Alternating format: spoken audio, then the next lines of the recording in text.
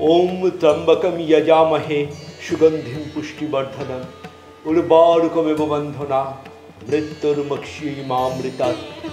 ओम नमः शिवाय, ओम नमः शिवाय, ओम नमः शिवाय। অক্ষয় শব্দের অর্থ যা কখনো ক্ষয় হয় না, আর এই নামের মধ্যেই রয়েছে তিথিটির বিশেষত্ব। মানুষের কাজই তার পরিচয়, এবং মনে করা হয় এই তিথিতে যে যেমন কর্ম করবে মানুষ তাই অক্ষয় হয়ে থাকবে। কি এই অক্ষয় তৃতীয়ার মাহাত্ম্য?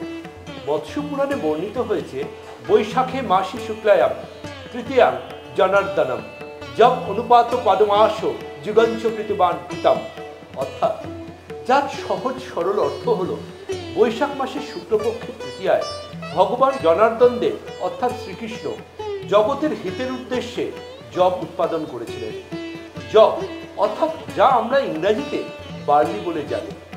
জব ও কালো তিল গো-ঘৃত সহকারে যজ্ঞে আহুতি দিয়ে ভগবান শ্রীকৃষ্ণকে তুষ্ট করারই এক প্রচেষ্টা। এই তিথি আবার সত্যযুগের সূচনা করে। পদ্মপুরাণের বরাহ পৃথিবী সংবাদ অনুসারে বৈশাখ মাসের শুক্লপক্ষে এই তিথিতে কিন্তু ত্রেতা যুগেরও সূত্রপাত হয়।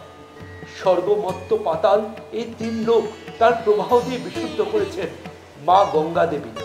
ভগীরথের প্রার্থনায় ব্রহ্মলোক থেকে তিনি মর্তে এসেছিলেন অক্ষয় তৃতীয়ার এই পুণ্যতিথিতে। এই দিনই ভগবানের অবতার পরশুরাম এসেছিলেন পৃথিবীতে এবং জগতের অহিতকারী ক্ষত্রিয়দের নিধন করেছিলেন তিনি। অক্ষয় তৃতীয়ার পুণ্যতিথিতেই গণপতি গণেশ বেদব্যাসের বাণীগুলি লিপিবদ্ধ করেছিলেন। জন্ম হয়েছিল হিন্দু শাস্ত্রের মহাকাব্য মহাভারতের দেবী অন্নপূর্ণার। আবির্ভাবও কিন্তু ঘটেছিল এই তিথিতে।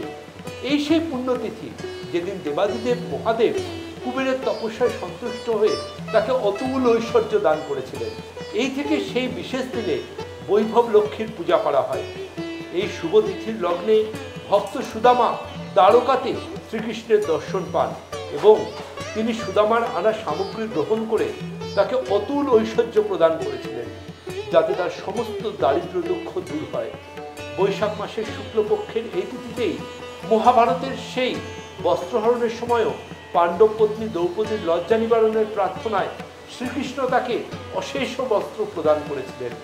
এই হরিবল্লভ অক্ষয় তৃতীয়া ভগবানের অত্যন্ত প্রিয় তিথি। তাই এই তিথিতে পুণ্য স্নান শেষে দান ধ্যান করে তুলসীপত্র ধূপ সহযোগে ভগবানকে নৈবেদ্য অর্পণ করা উচিত। জপ তিল সহকারে পূর্বপুরুষদেরও অর্পণ করা উচিত। তস্যং কার্যং জবের হোম জবের বিষ্ণু সমালোচিত। অর্থাৎ জপ দিয়ে ভগবান বিষ্ণুর পূজার্চনা করা উচিত। যারা দ্বিজ অর্থে ব্রাহ্মণ তাদেরও জপদান করা বিশেষভাবে কর্তব্য। এই বিশেষ তিথিতেই কিন্তু কেদারনাথ, বদ্রীনাথ, গঙ্গোত্রী, যমুনোত্রী অর্থাৎ চারধামের দ্বার উদ্ঘাটিত হয়ে থাকে।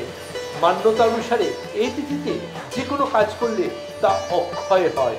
আমাদের পরম্পরা আয়ুর্বেদের জন্মলগ্নেও এই অক্ষয় তৃতীয়ার শুভ পুণ্য লগ্নে শুভ চিন্তা, শুভ কর্ম, সুব্যবহারই লক্ষ্য হয়ে উঠুক এই অক্ষয় তৃতীয়ার পুণ্য লগ্নে।